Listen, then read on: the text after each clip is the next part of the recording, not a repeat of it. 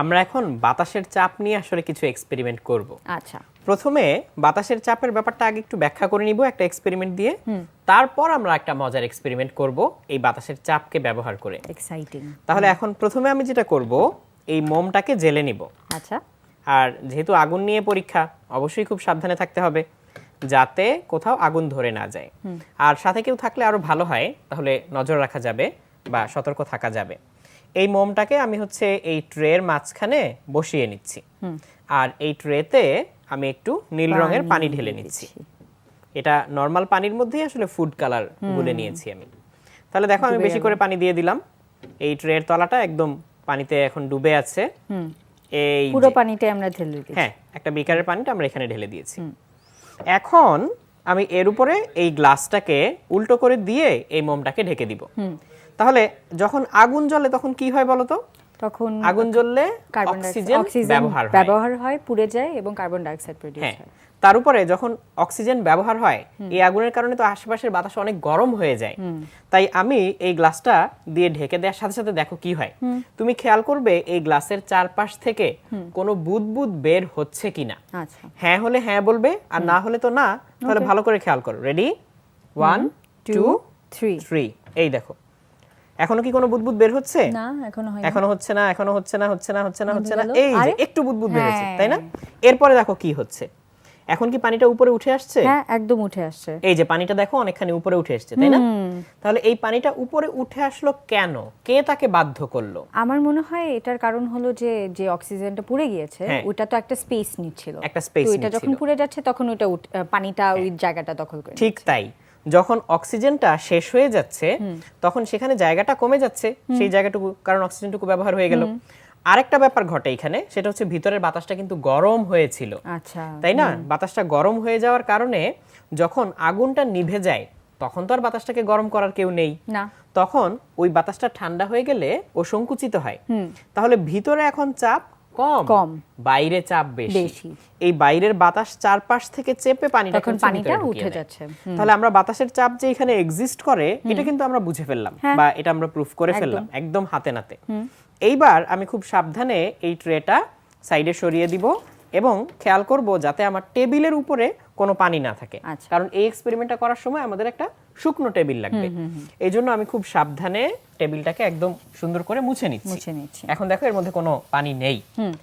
এইবার তুমি যেটা জিজ্ঞেস করেছিলে যে আমরা নিউজপেপার দিয়ে কি করব, তুমি আমাকে একটু বলতে পারবে কিনা? দেখো তো এই বইটা হাতে নিয়ে দেখো যে এটা বেশি ভারী নাকি খবরের কাগজটা বেশি ভারী। এটা হাতে নিয়ে ওজন করে দেখো অবশ্যই কোনটা বেশি ভারী। অবশ্যই বইটা বেশি ভারী। অবশ্যই বইটা বেশি ভারী, কারণ এখানে কাগজের পরিমাণ অনেক বেশি খবরের কাগজের তুলনায়। তাহলে আমরা একটা কাজ করতে পারি, আমরা এই স্কেলটাকে দেখো এই টেবিলের কিনারায় রেখে তার উপরে বইটাকে রাখতে পারি।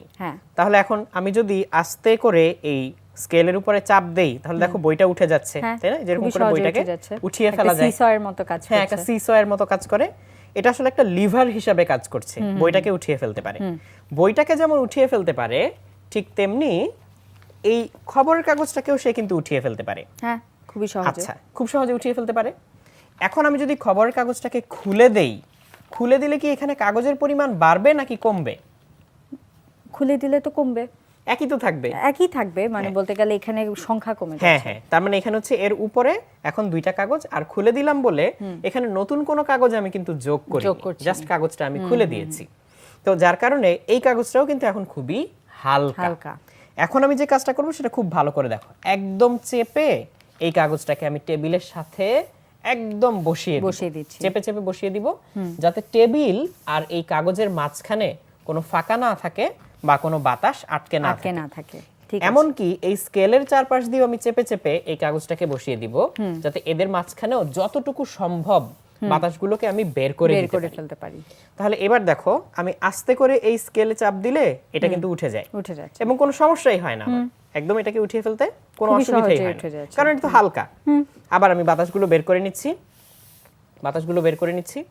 এবার দেখো আমি খুব দ্রুত এখানে একটা চাপ দিব। কিভাবে চাপ দিব? আমি আসলে আঙ্গুল দিয়ে চাপ দিব না, হ্যাঁ, আমি হাত দিয়ে এরকম করে জোরে এখানে একটা ফোর্স অ্যাপ্লাই করব, বল প্রয়োগ করব। রেডি? তাহলে তুমি রেডি থাকো, আমি হচ্ছে 1 2 3 বলে এখানে প্রচন্ড জোরে একটা চাপ দেওয়ার চেষ্টা করব। ঠিক আছে, 1 2 3। 3 তাহলে দেখো Wow, এই স্কেলটা ভেঙে কিন্তু গেল। ভেঙে গেল, এই স্কেলটা হচ্ছে ভেঙে 2 টুকরা হয়ে গেল, হ্যাঁ কিন্তু কাগজটাকে কিন্তু উঠাতে পারি। উঠাতে পারিনি। এই কাগজটা কি আচমকা হঠাৎ করে ভারী হয়ে গেল? না, একদমই না। তাহলে কেন এই স্কেলটা ওকে উঠাতে না পেরে নিজেই ভেঙে গেল? এটা তো একটা মিস্ট্রি হয়ে গেল আমাদের জন্য। এর কারণ হচ্ছে বাতাসের চাপ। তাহলে বাতাসের চাপ কিভাবে এখানে ভূমিকাটা রাখে? সেটা হচ্ছে আমি যখন হঠাৎ করে এই স্কেলটাকে এখানে ঢুকিয়ে এই জায়গাটায় চাপ দিচ্ছিলাম, তখন দেখো এই মাথাটা উঠতে হয়। উঠতে হলে এর নিচে বাতাসকে ঢুকতে হয়। হ্যাঁ। আর বাতাসটা যখন ঢুকতে পারছে না, আমি যখন চেপে চেপে বসিয়ে দিয়েছিলাম, ভিতরে বাতাস একদমই অল্প ছিল, তখন ওই জায়গাটা জোরে আটকে থাকছে। হ্যাঁ জোরে চাপ দেওয়ার কারণে অনেক দ্রুত বাতাস ঢুকতে গিয়ে ঢুকতে পারেনি। তখন আমি হঠাৎ করে চাপ দিয়েছি, তো তখনও বাতাসটা ঢুকতে পারেনি। বাতাসের চাপ এটাকে তার জায়গায় ধরে রেখেছিল। এই জন্য হচ্ছে আমার স্কেলটার এক প্রান্তে বেশি চাপ পড়ায় স্কেলটা ভেঙে গেল, 2 টুকরা হয়ে গেল। একটা প্রশ্ন, যদি কাগজটা ভেজা থাকতো তাহলে তো বাতাসের চাপটা সংরক্ষণ করা আরো সুবিধা হতো। আসলে ভেজা থাকলে এই কাগজটা তো এমনিই অনেকখানি ভারী হয়ে যেত, আর ভেজা অবস্থায় কাগজ কিন্তু আবার টেবিলের সাথে লেগে যাওয়ার চেষ্টা করত। সেটা তো আমরা চাচ্ছি না।